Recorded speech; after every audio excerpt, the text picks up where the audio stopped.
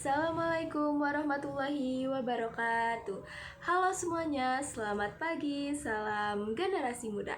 Sebelumnya perkenalkan, nama saya Widi Nur Aini dari kelas 12 MIPA Ceman 1 Kota Bandung. Video ini dibuat untuk memenuhi tugas mata pelajaran Al-Quran Hadis di semester 6 pada bab kewajiban berdakwah, demokrasi, amar ma'ruf nahi munkar yang dibimbing oleh Bapak Amin Mufti STHI. Pertama-tama marilah kita panjatkan puji dan syukur kehadirat Ilahi Robbi, karena atas karunia-Nya kita dapat berkumpul bersama dalam rangka tolabul ilmi, mencari ilmu. Serta kita juga dapat bersilaturahmi nih di sini, bertatap muka di majelis yang mulia ini dalam keadaan sehat walafiat, aman fi amanillah. Semoga setiap derap langkah kita semua bisa membuahkan pahala yang dapat menjadi penghapus dosa dan pengangkat derajat di hadapan Allah Subhanahu wa Ta'ala.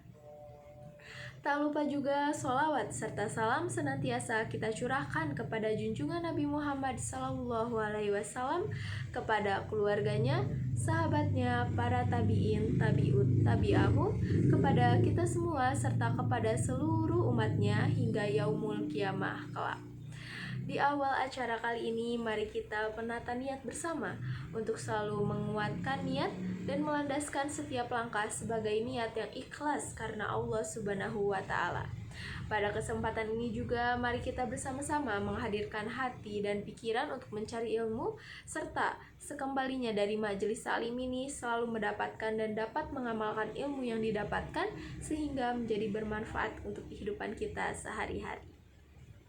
Izinkan saya menyampaikan beberapa patah kata bagi saudara sekalian yang terutama masih duduk nih di bangku sekolah menengah, baik itu sekolah menengah pertama atau sekolah menengah atas. Teman-teman, pernah gak sih kalian kayak ngerasa minder karena berada di lingkungan yang dipenuhi oleh orang-orang yang sangat berpengaruh?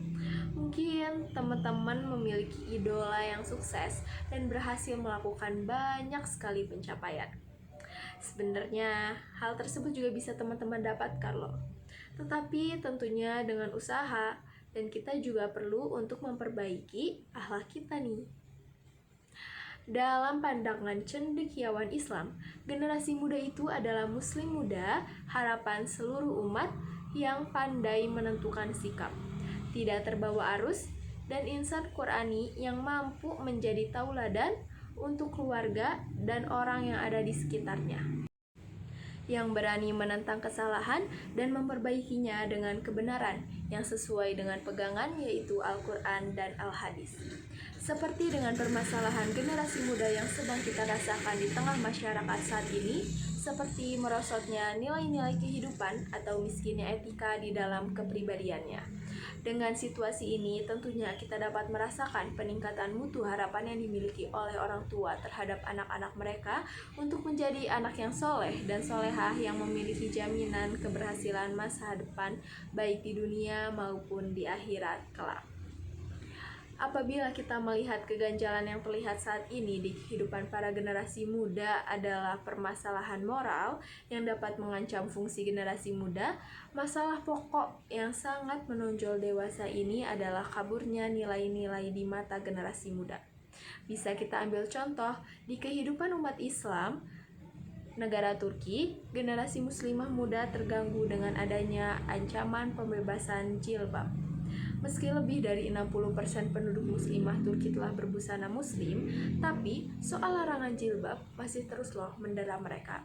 Itu sebabnya berbagai upaya hukum dan politik terus diupayakan oleh penguasa Turki asal AKP yang si notabene itu disebut-sebut sebagai partai berakar Islam.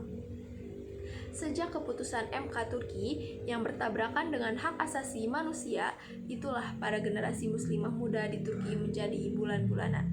Beragam reaksi dilakukan oleh ribuan pelajar dan mahasiswi berjilbab. Ada yang keluar dari lembaga pendidikan pemerintahan untuk mencari lembaga lain yang bisa memperbolehkan mereka mengenakan jilbab. Tapi tidak sedikit pula loh yang bertahan dengan cara membuka jilbab saat berada di area kampus. Sejak dikeluarkannya surat edaran dari Ketua Dewan Pendidikan Tinggi yang bertentangan dengan SK sebelumnya itulah, masalah jilbab kembali menghangat. Islam merupakan agama yang mengajarkan kebijaksanaan dan kecerdasan dalam bersikap di setiap fenomena dan gejala yang terjadi, terutama bagi para remaja yang mengalami kepesatan dalam berpikir. Nilai-nilai semangat menebarkan kebaikan di tengah masyarakat turut diemban dan menjadi kebijakan tanggung jawab di usia muda. Seperti halnya yang dilakukan oleh para sahabat Rasul dulu, banyak di antara mereka di usia muda yang melambungkan prestasi dan berkarya dalam aktivitas dakwah. Zaman bergulir hingga saat ini popularitas kaum muda berada di garda terdepan. Dakwah merupakan perjalanan panjang, proses kerangka berpikir, dan konsep yang matang yang diharapkan mampu mengubah pandangan hidup umat manusia, mengubah sikap dan pemahaman yang diarahkan kepada prinsip-prinsip Islam. Maka dari itu, konsep-konsep dakwah amat dibutuhkan dan disuguhkan terhadap generasi muda pada saat ini.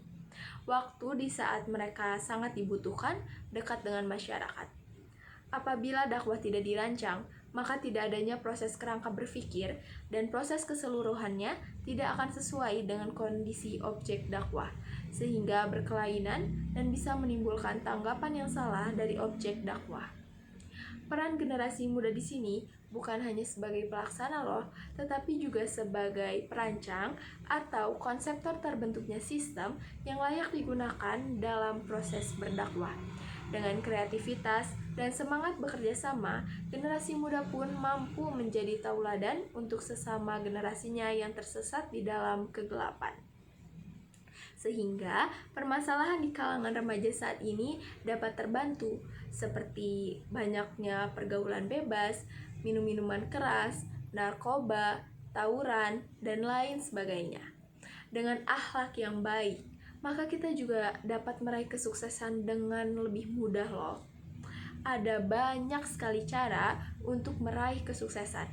Salah satunya adalah dengan memanfaatkan waktu senggang kita untuk kegiatan yang lebih bermanfaat. Coba deh, jujur pada diri kalian sendiri, ada berapa banyak sih waktu yang digunakan untuk berselancar di media sosial dibandingkan untuk belajar? Jika waktu tersebut dimanfaatkan secara baik, kesuksesan akan semakin dekat dengan kita. Sesekali, teman-teman bisa loh memanfaatkan media sosial untuk mencari ide dan melihat peluang pasar. Carilah mentor yang sesuai dengan bidang teman-teman dan jangan berhenti belajar, sekalipun gagal ketika mencoba. Karena setiap dari kita memiliki potensi untuk sukses dan berkontribusi pada negeri melalui cara apapun. Maksimalkan potensi tersebut dengan memilih lingkungan yang tepat. Akhir kata, saya memohon maaf apabila ada kesalahan kata dalam penyampaian. Semoga apa yang saya sampaikan dapat memberikan manfaat. Wassalamualaikum warahmatullahi wabarakatuh. Salam generasi muda.